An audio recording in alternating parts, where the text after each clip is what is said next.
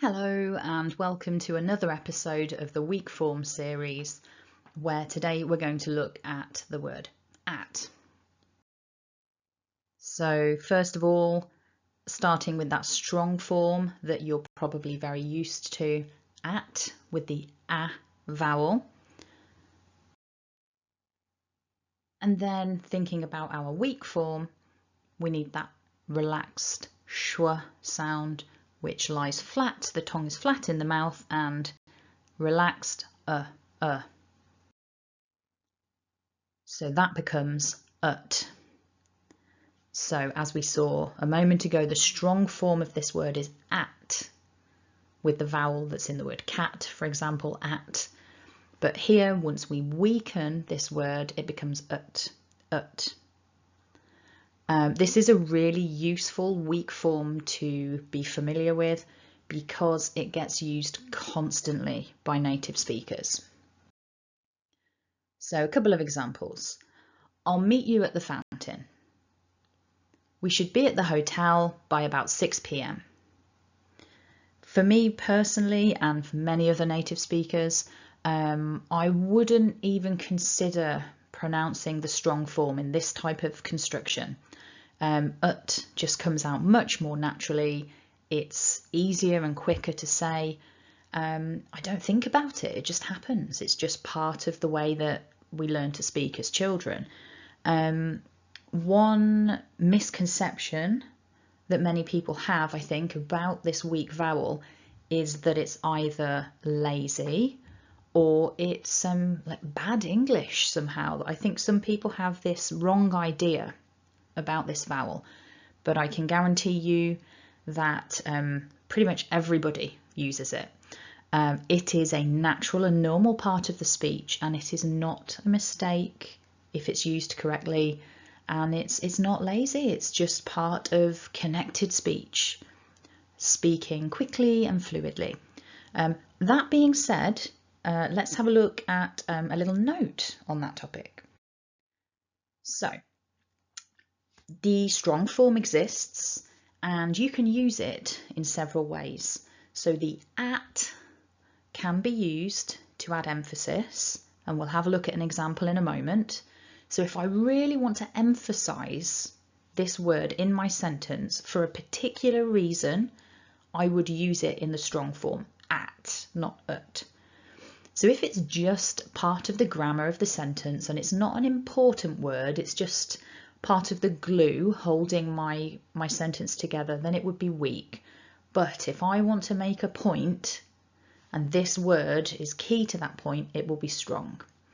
The other reason people might over stress this word and make it strong is if they're trying to sound very formal and very correct. What you will notice if, for example, if you watch formal speeches online or listen to formal speeches, is that many of the words we cover in this series, the weak forms, many of the words might shift towards the strong form, which does increase the formality, but what that will also do is it will slow down your speaking, sometimes very considerably. So the choice that you have to make is how much of this strong versus weak you want to use. I'm going to say that most ordinary people opt for weak forms without even realizing they're doing it. And actually, one of the pronunciation books that I use for reference has an entire unit devoted to this topic, in which they say, look, come on, even the Queen uses schwa. Let's stop thinking about it as something lazy or incorrect. It is a very correct part of the language if you want to sound natural. So anyway, let's look at the emphasis topic. So in this example, let me read it out. I saw him after the event, but not at the event. So here, let's say that, I don't know, I'm at a wedding and somebody says to me, oh my gosh, did you see Tony? Did you see Tony at the wedding?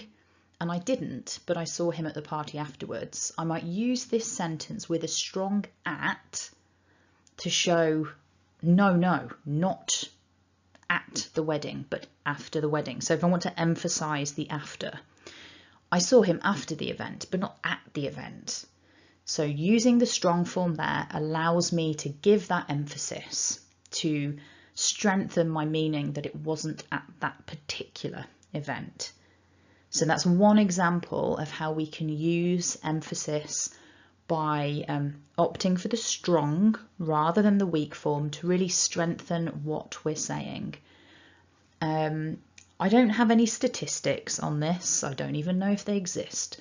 But my gut feeling is that in my own speech, probably something in the region of 98 or 99% of my uses of at will actually be weak. I think it's very seldom that I would need to emphasize using this word, but it's there as something I can do if the need arises. So I hope that helps you to understand that although we do have two forms of this word, probably you're going to hear a lot of weak at. So if you haven't already, hit like and subscribe to the channel. Check out the page for lots of other useful videos, and check out the playlist so that you can work with the other weak forms. There are quite a few English words that have a weak form. Working with the weak forms not only improves how natural your speech will sound, but it is a really good skill for you to improve your listening as well. So it's a double whammy. It's definitely worth the effort. Anyway, thanks for listening and have a wonderful day.